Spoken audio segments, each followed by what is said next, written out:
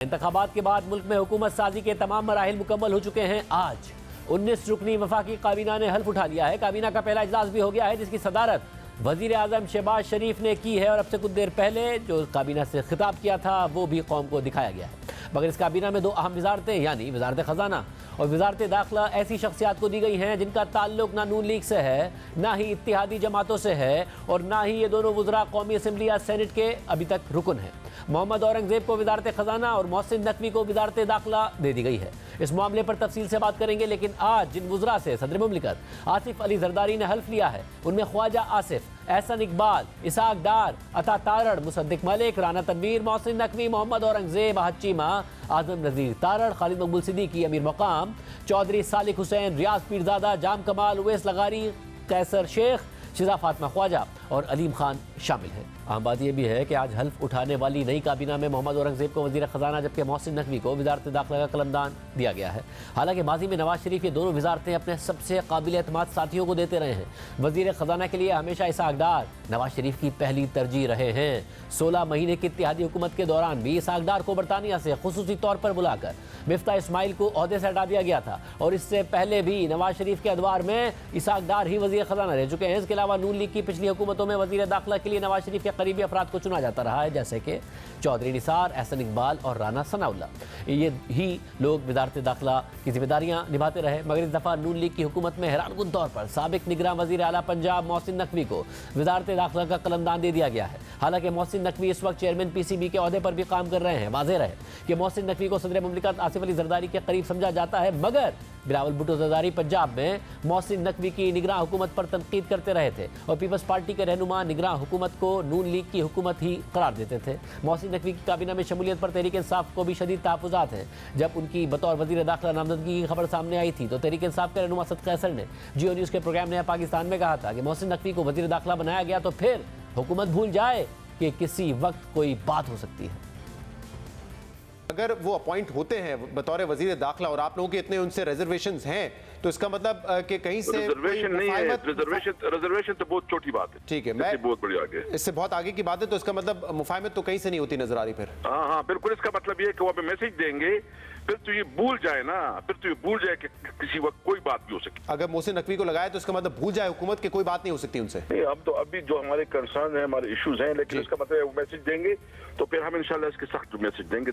मोहसिन नकवी के हवाले से तहरीक इंसाफ तहफ़्फ़ुज़ात का इज़हार कर रही है, मगर अब वो वफाकी वज़ीर बन चुके हैं और उन्हें वजारत दाखिला का कलमदान दे दिया गया है। मोहसिन नकवी हाल ही में पंजाब के निगरान वज़ीर आला रहे हैं। उन्होंने गवर्नमेंट कॉलेज लाहौर से ग्रेजुएशन किया, आला तालीम के लिए अमेरिका से सहाफ़त की डिग्री हासिल की और अमरीकी नशरियाती इदारे CNN के साथ 2009 तक मुंसलिक रहे और फिर उन्होंने 2009 में ही लाहौर से एक निजी TV चैनल की बुनियाद रखी। मगर मोहसिन नकवी का बाकायदा सियासी सफ़र 2023 में ही शुरू हुआ। जनवरी 2023 में वो पंजाब के निगरान वज़ीर आला बने और फिर निगरान हुकूमत के आखिर में 6 फरवरी 2024 को उन्हें 3 साल के लिए PCB का बिला मुकाबला चेयरमैन मुंतखब किया गया और अब वो इस ओहदे पर फाइज होते हुए वफाकी काबीना में शामिल हो गए हैं। अहम बात यह है कि मोहसिन नकवी नून लीग की क़यादत के साथ साथ सदर जरदारी के भी करीब तसव्वुर किए जाते हैं, जबकि मौजूदा इस्टेब्लिशमेंट से भी उनके करीबी ताल्लुकात हैं जो पहली दफ़ा वफाकी काबीना में आए हैं और वफाकी वज़ीर बन गए हैं। इसके अलावा मोहम्मद औरंगजेब पाकिस्तान के अगले वज़ीर ख़जाना होंगे, जो मौजूदा सूरत हाल में पाकिस्तान के सबसे अहम वजारत है। मोहम्मद औरंगजेब ने अप्रैल 2018 में HBL बैंक में बतौर सदर और चीफ एग्जीक्यूटिव अफसर शमूलियत इख्तियार की, जबकि इससे पहले वो JP Morgan global corporate bank के CEO रहे हैं। मोहम्मद औरंगजेब बुनियादी तौर पर बैंकिंग के शोबे से वाबस्ता रहे हैं और मुख्तलिफ ममालिक में मुख्तलिफ बैंक्स के अहम ओहदों पर फाइज रहे हैं। इसके अलावा पाकिस्तान बैंक्स एसोसिएशन के चेयरमैन और पाकिस्तान बिजनेस काउंसिल के डायरेक्टर भी मुंतखब हुए हैं और आज ये खबर आई है कि मोहम्मद औरंगजेब ने काबीना में अहम ओहदा संभालने के लिए निजी बैंक के ओहदे के साथ डच शहरियत भी छोड़ दी है। इसके अलावा नून लीग की वफाकी काबीना में आने वाले एक और अहम नाम अता तारड़ हैं। अता तारड़ पाकिस्तान मुस्लिम लीग नून के डिप्टी सेक्रेटरी जनरल हैं। अता तारड़ साबिक सदर पाकिस्तान मोहम्मद रफ़ीक तारड़ के पोते हैं। अता तारड़ शहबाज शरीफ की पिछली हुकूमत में मामले खुसूसी बराए दाखिला और कानूनी उमूर रह चुके हैं। साथ ही अता तारड़ जुलाई 2022 में वफाकी काबीना में मामले खुसूसी बराए महकमा इंसदादे मंशियात रहे। इसके अलावा 2022 में वो हमजा शहबाज की मुख्तसर पंजाब हुकूमत के तर्जुमान रहे और पंजाब में बतौर वज़ीर दाखिला भी उन्होंने काम किया है। इसी तरह परवेज़ इलाही के भाई और काफ लीग के सरबराह चौधरी शुजात हुसैन के बेटे सालिक हुसैन भी नून लीग की वफाकी काबीना में शामिल हो गए हैं। 2018 में इन्हें 65 चकवाल से सालिक हुसैन ज़िमनी इंतखाबात जीतकर कौमी असम्बली के रुकन बने और फिर इमरान खान की हुकूमत के आखिरी दिनों में उन्होंने नून लीग और उसके इत्तेहादियों का साथ देने का फैसला किया, जिसके नतीजे में शहबाज शरीफ की गुज़िश्ता हुकूमत में वो वफाकी वजीर बराए बोर्ड ऑफ इन्वेस्टमेंट के ओहदे पर फाइज रहे। इस दफ़ा सालिक हुसैन गुजरात के हल्के NH64 से जीतकर नून लीग की वफाकी काबीना में शामिल हुए हैं। शहबाज शरीफ ने अपनी पूरी काबीना में सिर्फ एक खातून को शामिल किया है, जिनका नाम शिजा फातिमा ख्वाजा है, जो मौजूदा काबीना में ही शामिल नून लीग के सीनियर रहनुमा ख्वाजा आसिफ की भांजी हैं, जो 2013 से लेकर 2024 तक मुसलसल खवातीन की मखसूस नशिस्तों पर कौमी असम्बली के रुकन बनी है और वो गुज़िश्ता शहबाज शरीफ की हुकूमत में वज़ीर आज़म की मुआविन ख़ुसूसी बराए यूथ अफेयर्स रही हैं। दूसरी जानिब तहरीक इंसाफ ने कल इंतखाबात में मुबैना धांधली के हवाले से मुल्क के मुख्तलिफ शहरों में एहतजाज किया, जहाँ एक दफ़ा फिर PTI के रहनुमाओं और कारकुनों को हुकूमती क्रैकडाउन का सामना करना पड़ा। मुतादिद गिरफ्तारियाँ की गई। लाहौर, इस्लामाबाद और शेखुपुरा में मुकदमात दर्ज हुए हैं। लाहौर और शेखुपुरा में दर्ज मुकदमात में दहशतगर्दी एक्ट की दफात भी लगाई गई हैं। लाहौर में रुकने कौमी असम्बली लतीफ़ खोसा और तहरीक इंसाफ के रहनुमा सलमान अकरम राजा को भी गिरफ्तार किया गया, मगर बाद में उन्हें रिहा कर दिया गया। जबकि आज लाहौर की इंसिदादी दहशतगर्दी की अदालत ने एहतजाज के दौरान गिरफ्तार किए गए 42 मुलजिमान को मुकदमे से डिस्चार्ज कर दिया है।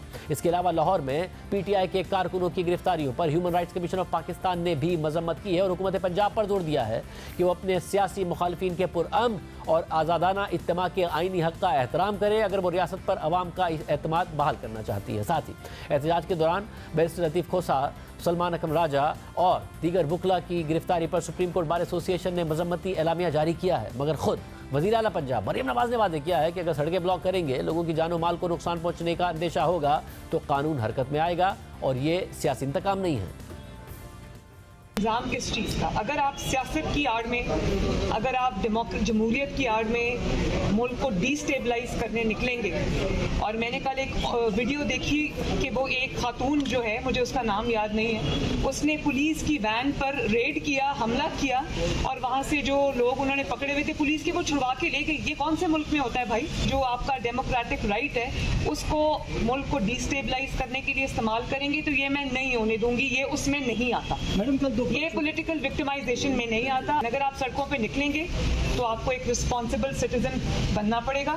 अगर आप सड़कें ब्लॉक करेंगे, अगर आप लोगों के जानो माल के जो या उनकी जो प्रॉपर्टी है उसको नुकसान पहुंचाने का कोई अंदेशा होगा, तो कानून अपनी हरकत में आएगा, हुकूमत हरकत में आएगी। This is not political victimisation. Thank you. PTI के रहनुमा शेर अब्दुल मरवत ने ऐलान किया है कि 23 मार्च को इस्लामाबाद में एहतजाज होगा, जिसमें पूरे मुल्क से लोगों को दावत है। 23 मार्च को हम इस्लामाबाद में अजीमुशान जलसे का एहतमाम कर रहे हैं। अफ्तारी के बाद रात के 10 बजे जलसा होगा और पूरे पाकिस्तान को दावत है। पिंडी और इस्लामाबाद आप सुन लें, इस जलसे की इजाजत के लिए हमने DC इस्लामाबाद को दरखास्त दी है, नहीं देगा, हाई कोर्ट से इजाजत लेंगे इंशाल्लाह। इस पूरी सूरत हाल में सदारत से सुबुकदोश होने के बाद कल साबिक सदर डॉक्टर आरिफ अलवी ने मीडिया से बात करते हुए दावा किया कि उन्होंने 2-2.5 साल में इमरान खान और एस्टैब्लिशमेंट के दरमियान पुल का किरदार अदा करने की कोशिश की, लेकिन कामयाबी नहीं मिली। इमरान खान के दरमियान पुल का किरदार। अच्छा, अगर आपने पिछले मेरी 2 साल की 2.5 साल की कार्रवाई देखी हो तो मैं सर के बल खड़ा होकर जितना काम कर सकता था वहां तक मैंने किया है। हर एतबार से कोशिश की है कि मामले को जोड़ा जाए। हर मुलाकात के अंदर कोशिश की है। कुछ मुलाकातें पब्लिक हुई हैं, कुछ मुलाकातें पब्लिक नहीं हुई होंगी, मगर ये कि मैंने अपनी पूरी कोशिश कर ली, एड़ी चोटी का जोर लगाया, मगर इसके अंदर मुझे कोई खातिर खा कामयाबी नहीं हुई। 8 फरवरी को मुल्क में आम इंतखाबात हुए थे, जिसके 1 महीने बाद कौमी असम्बली और 4 सूबाई असम्बलियों में इंतखाबी और हुकूमत साजी का अमल मुकम्मल हो गया है। सदर मुमलिकत का भी इंतखाब हो गया है और आसिफ अली जरदारी सदर मुंतखब हो गए हैं, जिसके बाद अब सेनेट में 14 मार्च को 6 खाली नशिस्तों पर ज़िमनी इलेक्शन होने जा रहा है और फिर सेनेट की 48 नशिस्तों पर 2 अप्रैल को जनरल इलेक्शन होगा।